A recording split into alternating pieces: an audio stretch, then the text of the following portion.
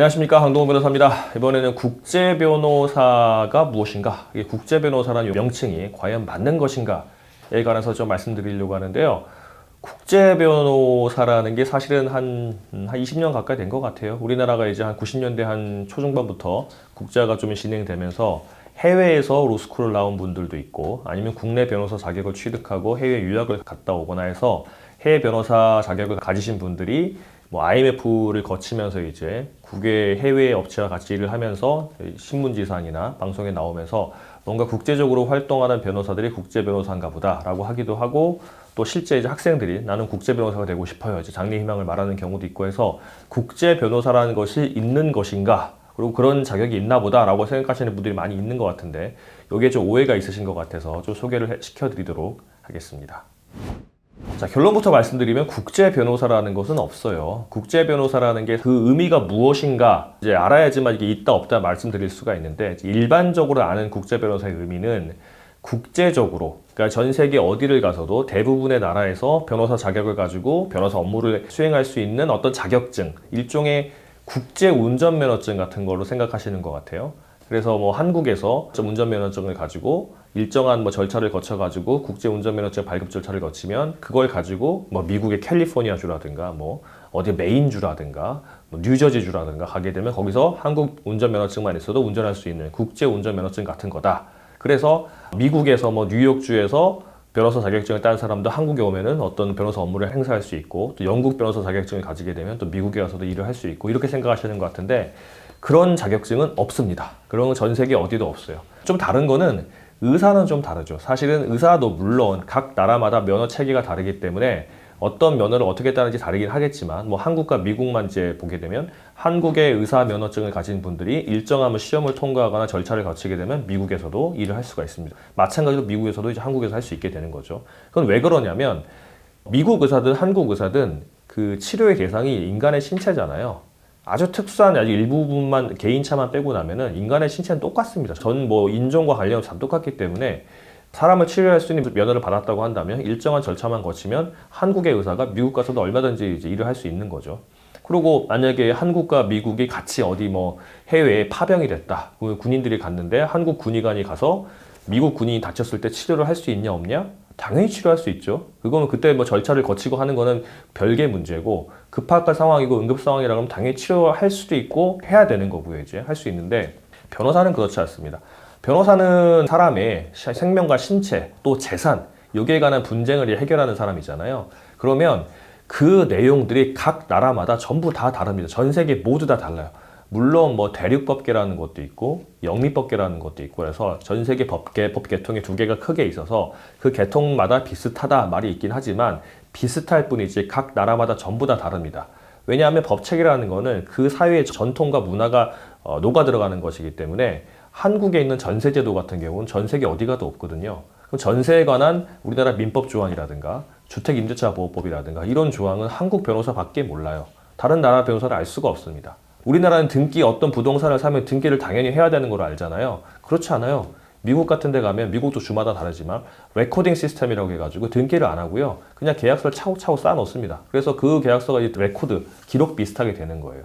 그리고 우리나라는 또 우리나라가 일본 법계에서 많이 영향을 받았다고 해서, 요즘은 많이 다르긴 하지만 많이 받았다고 해서 등기도 우리나라도 있고 일본도 있는데, 우리나라 같은 경우는 어떤 부동산을 샀을 때 등기까지 해야지만 소유권이 넘어갑니다. 그리고 이걸 이제 성립요건주의라고 하는데, 일본은 그렇지 않아요. 그냥 계약하게 되면 소유권 넘어가는 거고, 등기를 하는 거는 대항, 그러니까 제3자에게, 사고 파는 사람이 아니라 제3자에게는 대항하려면, 내가 샀다, 내가 팔았다, 대항하려면 등기가 있으면 되는 것 뿐입니다. 그래서 등기가 없어도 사실은 사고 판 사람끼리는 넘어간 거예요. 그렇게 봅니다.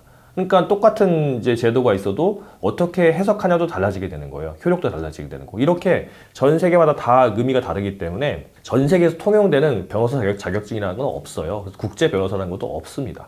물론 뭐 해외 M&A를 하거나 우리나라 업체가 해외에 투자를 하거나, 반대로 이제 미국 업체가 우리나라에 투자를 하거나 하게 되면 그 관련해서 미국이나 한국법이 같이 연결돼서 되는 경우들이 있을 거 아니에요. 그런 경우는 어떻게 하냐? 그런 거 해결하는 사람이 국제 변호사 아니냐라고 하겠지만, 그렇게 해결하는 사람은 국제 변호사가 아니고요, 한국 변호사, 미국 변호사 같이 일하는 겁니다, 그냥. 왜냐하면 한국 법도 있고 미국 법도 있는데 미국 변호사가 한국 법을 알 수는 없고 한국 변호사도 미국 법을 알 수는 없죠. 그러니까 각 법을 잘 아는 변호사들이 같이 모여서 협업을 하는 겁니다.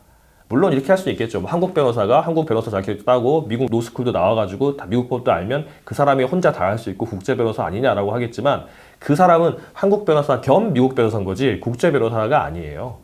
그리고 또 현실적으로 한국 변호사 자격증을 딸 정도의 사람이 미국에서 미국 법으로 프랙티스를 할 정도로 이제 아주 영어에 능통하고 거기에 문화에 완전히 알고 미국의 이제 재판 과정이나 재판 절차에서 나가서 변론까지 할 수 있을 정도 되는 변호사는 1%도 없습니다. 거의 없다고 봐야 돼요.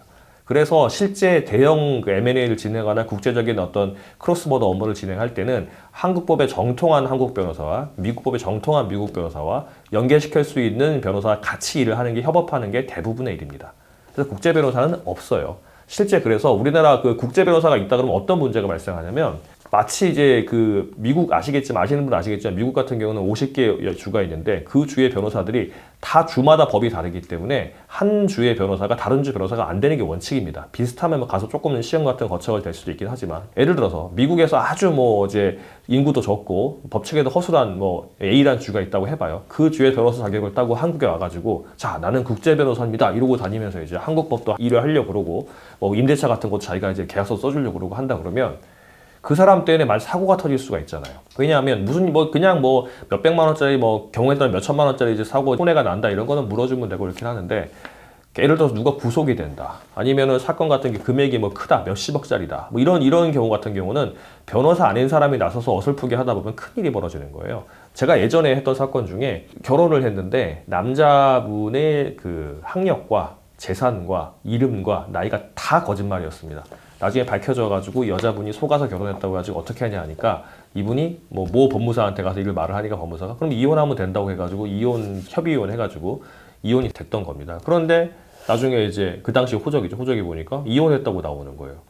요즘은 뭐 이혼이 흠도 아니라고 하지만 그러니까 원하지 않는 사람한테 이혼의 경력이 있으면 당연히 흠이 되지 않습니까? 근데 그거는 혼인 무효 확인 소송을 제기했었어야 됐어요. 아니면 경우에 따라 혼인 취소 청구 소송을 한다든가. 그러니까 별거 아닌 것 같은데 법 체계를 아냐 모르냐에 따라서 완전히 달라지게 돼요. 혼인 무효 소송이 되는지 안 되는지, 뭐 사유가 있는지 없는지, 혼인 취소가 되는지 안 되는지, 혼인 취소가 된다고 하면 그게 소급표가 있는지 없는지 이런 아주 복잡한 내용들이 있는데 그거는 한국법에 정통한 변호사가 아니면 모르는 거고 한국법에 정통한 변호사라도 그 사건을 많이 해보지 않은 변호사는 그 절차를 잘 모릅니다. 그러니까 이제 이 변호사 자격증이 얼마나 중요한지 알 수가 있는데 아주 법체계가 뒤떨어진 후진국에서 변호사 자격증 따가지고 와가지고 한국에서 한다고 해도 국제 변호사가 될 수가 있잖아요. 그런 걸 막기 위해서 우리나라 변호사법상으로는 국제 변호사 표방을 못하게 돼 있습니다. 그냥 변호사는 변호사지 변호사는 한국 변호사예요. 한국에서 변호사는 한국 변호사입니다. 변호사인데 해외에서 이제 변호사 자격증을 따고 온 사람들이 있잖아요. 근데 그 사람들이 한국에서도 해외 법을 관해서 자문을 해야 될 경우가 발생할 수가 있습니다. 뭐 우리나라의 이제 글로벌 기업들이 한국에서 본사를 두고 있더라도 캘리포니아주에 진출해서 공장을 짓고 싶은데 그 캘리포니아주에서는 공장을 짓기 위해서 어떤 허가를 받아야 되는지 어디에서 어떤 서류를 내야 되는지 알고 싶어요.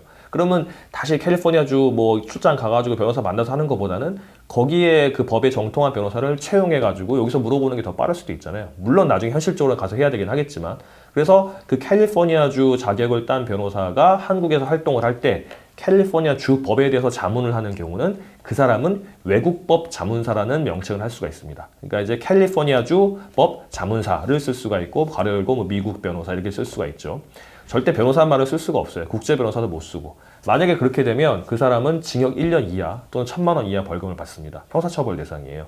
변호사들 니들끼리 뭐 잘난 체하면서 이제 다 해먹으려고 한 거 아니냐 하겠지만 이 변호사 제도란 자체가 인류 역사가 생기면서 두 개가 처음 생겼다고 그랬죠. 이제 신학과 법학이라고 그래야 되는데 그럴 수밖에 없는 게 변호사가 별거 아닌 것 같아도 아까 제가 말씀드린 그런 사유들이 아주 중요한 아주 티핑 포인트들이 있는데 그거를 하지 못하면은 생명, 신체, 뭐 재산에 아주 심대한 영향을 미치기 때문에 이 제도를 이제 지키기 위해서 일정한 수준에 되는 사람을 변호사를 시키고 그 변호사 중에서도 변호사 자격이 없는 사람들이 사칭하는 것도 막고 이렇게 하는 겁니다. 그래서 국제 변호사는 아닌 거고 외국법 자문사가 맞는 거고요. 심지어 미국 변호사라는 것도 없어요.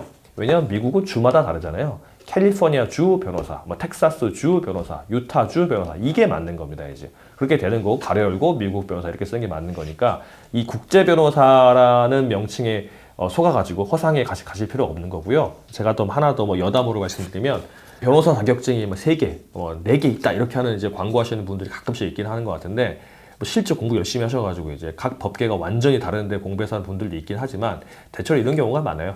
영국 변호사 자격증을 따고 홍콩에서 이제 하거나 영국 변호사, 홍콩 변호사, 호주 변호사를 같이 하거나 이렇게 하는 경우도 있어요.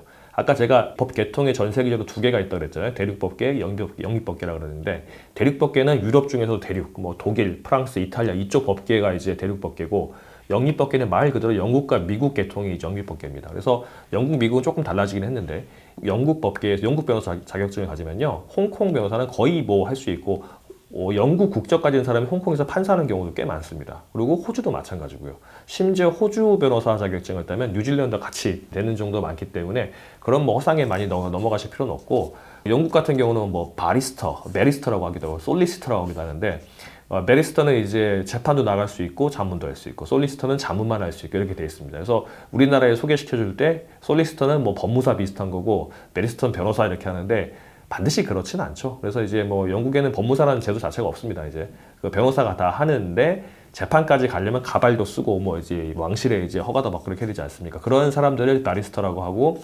솔리시터는 우리는 자문을 주로 하는 변호사 정도고 재판을 나갈 때는 솔리시터가 베리스터에 의뢰를 해가지고 이제 재판을 하기도 한답니다. 그렇게 하시면 될 것 같습니다.